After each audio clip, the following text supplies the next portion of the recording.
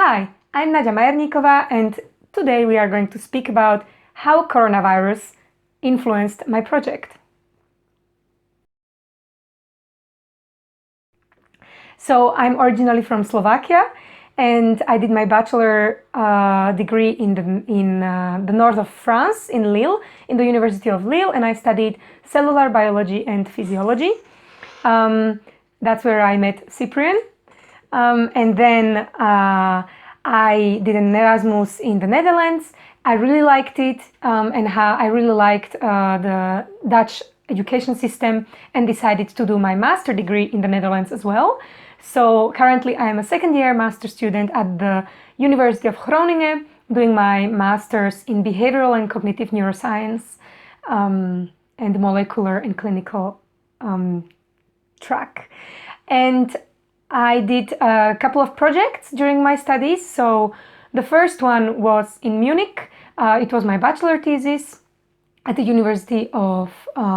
at the Technical University of Munich. Then I did a project in the Netherlands, in Groningen. It was my minor project. Then I did an additional project in the University of Bordeaux. And lastly, my major project, my master thesis research project, I did it in Australia at the University of Melbourne, the best university in Australia. So I came to Australia in January, and I was supposed to stay there 6 months for my master thesis research project until June. And also with my boyfriend, we bought tickets to go back from Australia in July. So our plan was to end our internship in June and then travel for 1 month.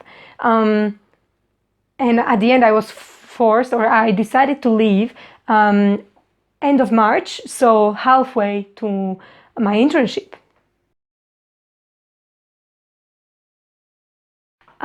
So before I came to Melbourne, the plan for my project was very clear. I was supposed to study ferroptosis. For you that don't know, it's iron-related programmed cell death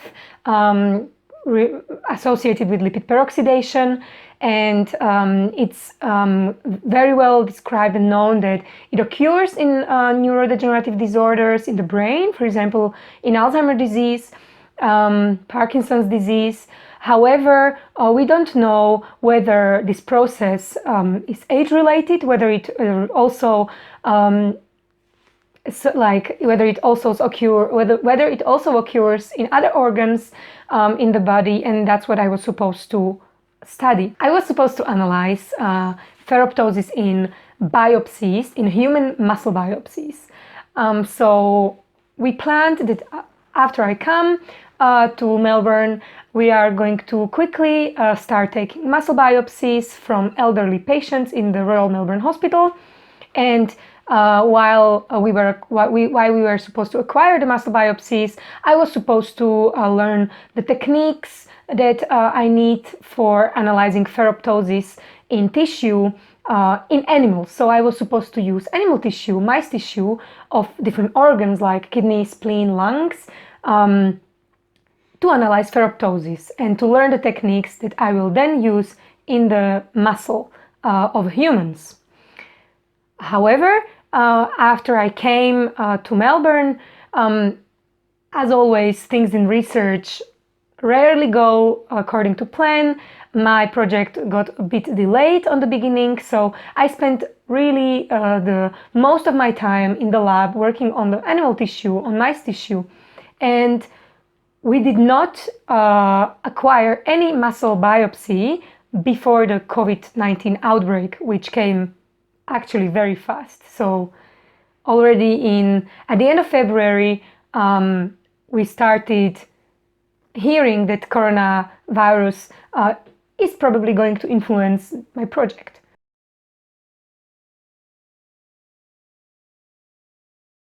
COVID-19 outbreak affected my project a lot. I was not able to acquire any muscle biopsies as I was no longer permitted to go to the hospital, mainly to the geriatric wards where I was supposed to acquire the muscle biopsies from the elderly patients. So then Secondly, I also had to stop all my animal research, so animal experiments in the laboratory, and practically everything got on hold, and I was not able to continue anything according to plan. The only things that I could do was to analyze the data I acquired so far, and we had to come up with alternatives for my project. My report originally was supposed to contain only my experimental data, so my data from animal work and from the human muscle biopsy analysis. However, it will now have 3 parts, and I'm going to, in the first part, report all my acquired data. The second part of my report will include a review on a topic that I was doing anyway, but it was supposed to be something in addition to my project, and now it's part of my project. And thirdly, I'm going to do a little statistical study. So it changed a lot, yeah.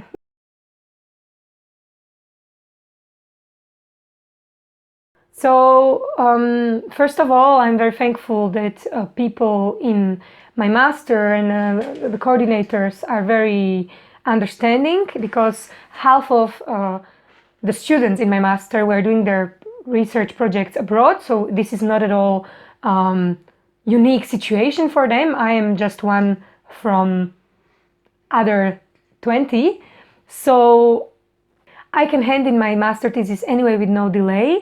But for example, I will not be able to present my data anymore in person, but we will make a video about my master thesis and post it for all the students in my master's online.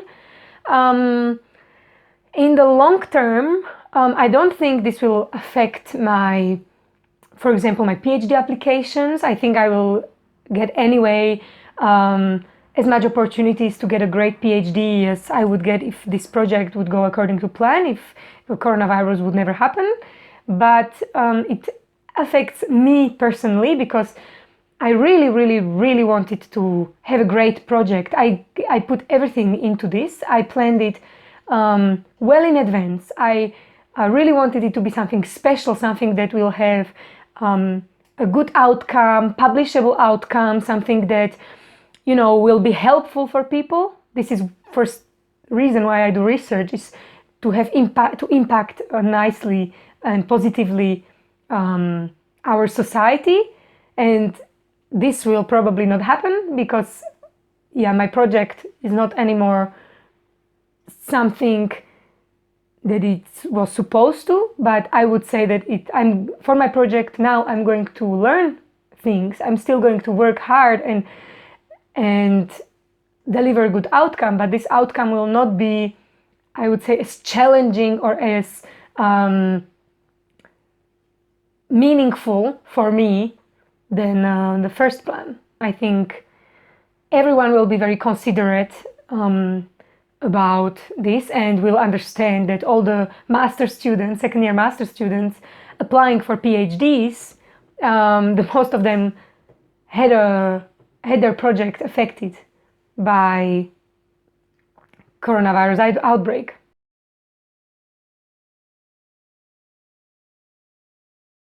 Coronavirus outbreak definitely affected me on many levels. First, emotionally, I was very moved by the situation. I could not imagine going home from Australia. Where would I go? To Slovakia or to France or to the Netherlands? I did not know. I did not know what my university expects from me, what my research supervisor expects from me. It was not clear. All the information that was coming to me from all these different sources, from different countries where my life is affiliated to, so where my university is and where I was currently and where I come from, all the information was very different and sometimes confusing.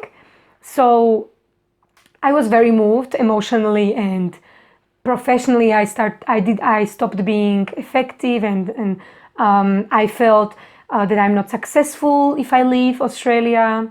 I felt that if I leave, it will be like giving up my project, which at the end is not true because I left Australia. But so now I'm in France. I live in the house of my boyfriend's parents, and I cannot get to Slovakia because of the coronavirus restrictions. But yeah, my project continues, so nothing really changed in that sense. I will still hand in my thesis on time and get graded and graduate master program. So at the end, I think everything is okay, but the process was very painful for me. I was not okay, and yeah, it was very difficult to go through it. Everyone was confused, and no one could actually help me or tell me what to do. I felt alone, that I was doing the decision alone, because no one from my master degree forced me to leave, but they advised it. No one from my lab told me to stay, but advised it. So I had to do the decision on my own. And it was not easy decision to make, but I am very happy now that I left Australia, because we don't know where this will go. We don't know when this will end, and therefore it just feels better for me to be in Europe and closer to home and safe.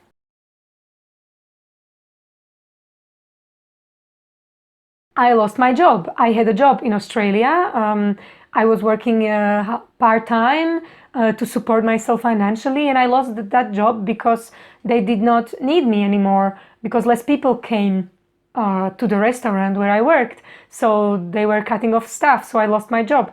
I also had a housemate who lost his job, and therefore wanted to move from the accommodation to go to live somewhere cheaper. But he was the only one on the lease, so I did not have any choice just to move with him or move away from Australia and go back home. So also it affected me on a very practical, very real life level. So it was not easy, but I think the most important thing was that I had my boyfriend, my partner with me, and that we just went through everything together and we were there for each other. So I was very thankful for that I had someone to go through with this together.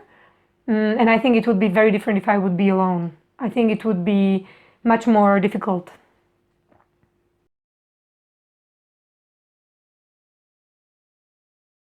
I decided to go home earlier than my boyfriend did, and I was not convinced of going home alone. And it was not really an option anyway, because they closed down the airports where I was supposed to go. So really, I was just waiting for my boyfriend to go home with me. And when he did the decision, I felt relieved that we did the decision together, that we are going home. And very important for me was the support from my supervisor and from my family, because I felt that they agree with the decision, that they support me, and that they don't see this as a giving up on my project, or that I'm giving up on opportunity of studying in Australia. Yeah, so it was very important for me to be supported by my supervisors and by my family.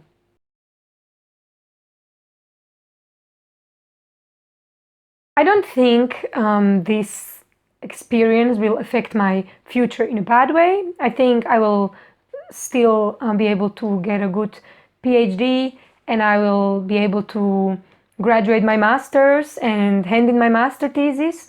However, I think that I learned a lot from this, so I don't think I'm completely happy. My project is not what it was supposed to be. I'm not 100% on board with it, but I'm doing everything I can to continue and to deliver what I'm supposed to and what is expected from me. But I definitely learned a lot from this. I learned how to stay calm in situations like this, because it's a difficult situation. you don't want to be in it. It's not your fault, but sometimes it's difficult to admit this, and for me it was very difficult. I took it very personally, but just keeping the bigger picture, that this problem is much bigger than just problem with your project, problem with your master thesis.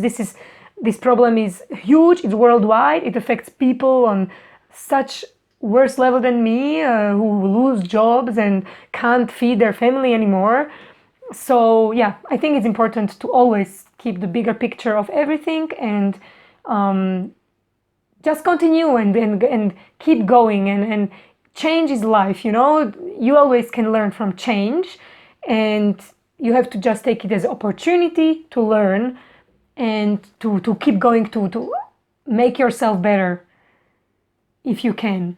But it's still very important to have support around you, because I think going through this alone it must be really hard.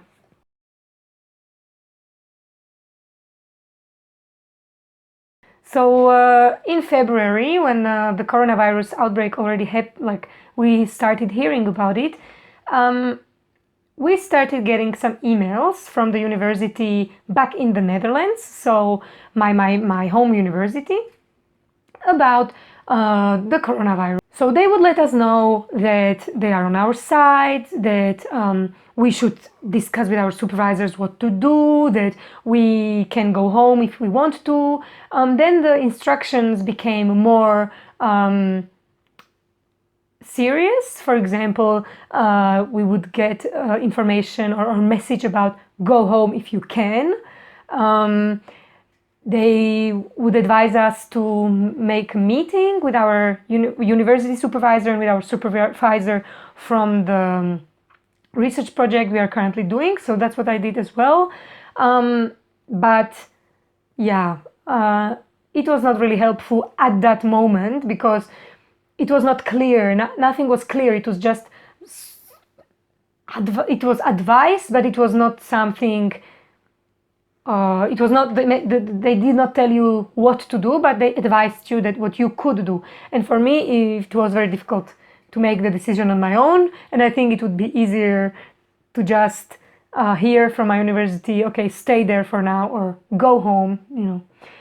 But I understand that they could not tell this to us, to people that were abroad, because every situation was different. And my friends that were in New Zealand, for example, their project did not get delayed at all, because they are only working with data on the computer, so they could just stay in New Zealand.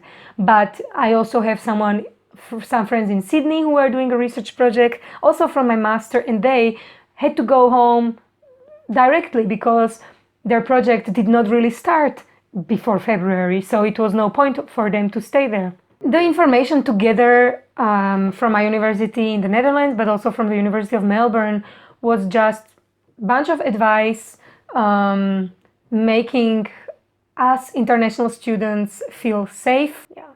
It's very different. Each lab dealt with it very differently. I have my boyfriend who did his research project in Australia, in Melbourne, with me in the same street, but in two different institutes. We had different advice from our institutes coming to us. So my lab did before middle of March.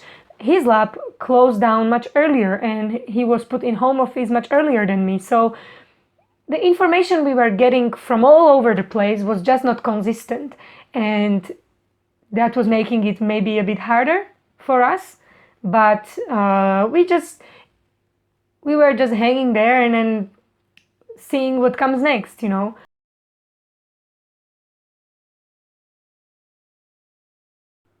The information that we got from our home university was not very useful. It was just a bunch of advice and not really telling us what to do.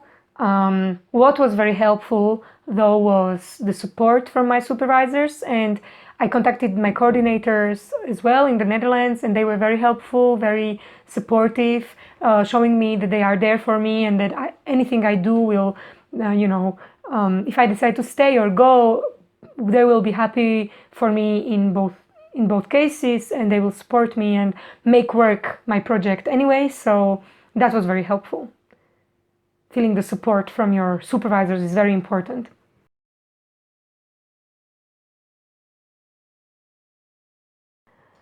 When the coronavirus started affecting everyone, so let's say middle of March, my supervisor first told us that we have to go to work. So we actually started going to work more, and all of us, so all the people in our group actually came together and did more meetings where we discussed the coronavirus and where we prepared for potential lockdown, where we were instructed how to get access via our computers to the home office, to our softwares and all that. So my supervisor pretty quickly made sure that everything is prepared for a potential lockdown that will potentially be until November. So I think she reacted very well and very professionally, which was more confusing than, I cannot say if it's bad or good. It was just confusing, is that my partner, he got instructed to stay at home much earlier than me. So it was not really efficient for the first couple of weeks after coronavirus started affecting the laboratories in different institutes, because some people were staying home, some people had to go to work, and then at the end, if we all come together in the evening or in our household, well, it does not make any sense. So it was very confusing. I was not happy with the situation, but I think my supervisor reacted very well. She just wanted the lab to run as long as it could. So she really encouraged everyone to go to work as long as we could. And then when in Melbourne, it became, when by government, we were instructed to stay home, she made all the important calls, and we all stayed home and well informed very quickly. But it was just a very weird moments where no one was understanding what's happening and where is this going. No one knew.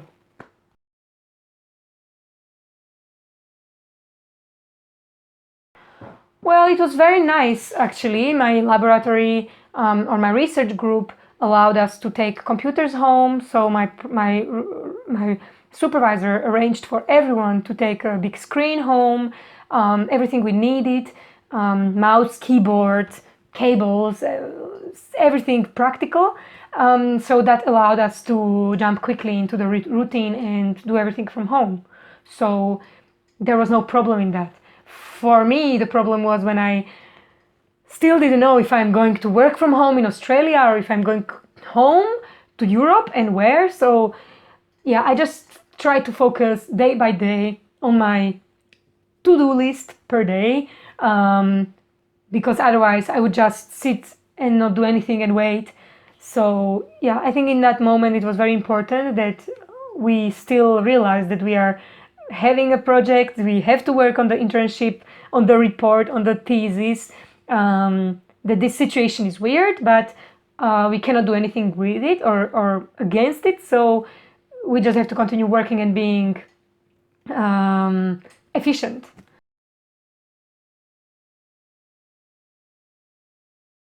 So now I came to France and I had to start all over again. I had to, arrange my home office here again. So I obviously could not take my big screen from Australia. So I had to buy a screen for which I am applying for grants, because that cost money. And also the ticket from Australia to here, which was a repatriation plane ticket, organized by the French embassy, the plane organized by the French embassy. It cost $850 euros. So that also cost money. It's important that you apply for all the grant that you can. So I did that, but I have no idea if I'm gonna get some money or some help, some financial help. So I was mostly focusing on that because that's important as well. But yeah, I have very good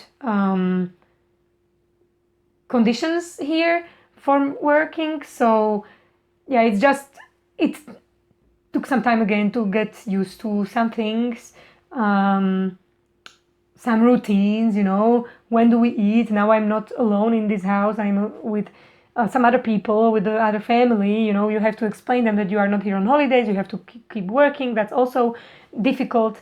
So yeah, it's just a lot of dealing with the situation and getting used to it. But I think it's doable, and I think I'm very I'm happier here.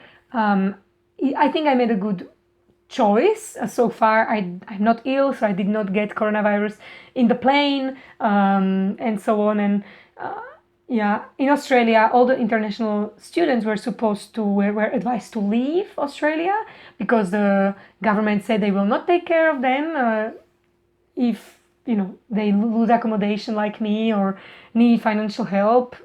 They will help the Australians, but not international students. So for me, yeah, I think I'm in a much better place now.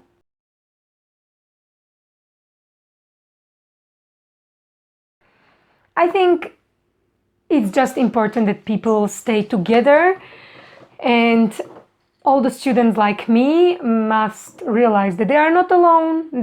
Everyone will understand your situation.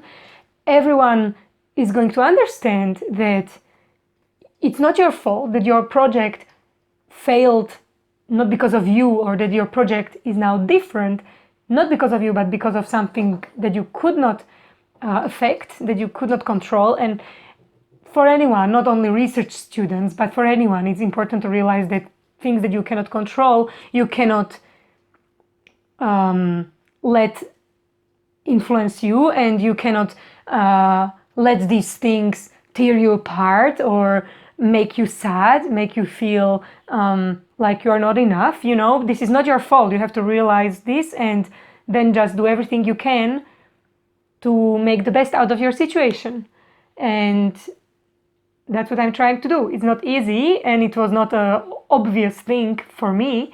It was hard for me on the beginning, but I'm trying to do it now, and I think that's the way to go.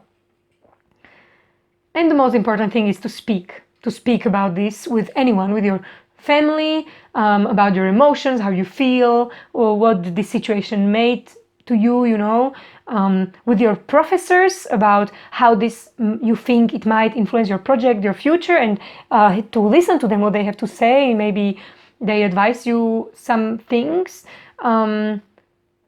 Also, just with your friends who you cannot see now, and yeah, it's just important to stay in contact and remember that you are not at all the only one who suffers from this, and just keep enjoying your days, because that's the best you can do.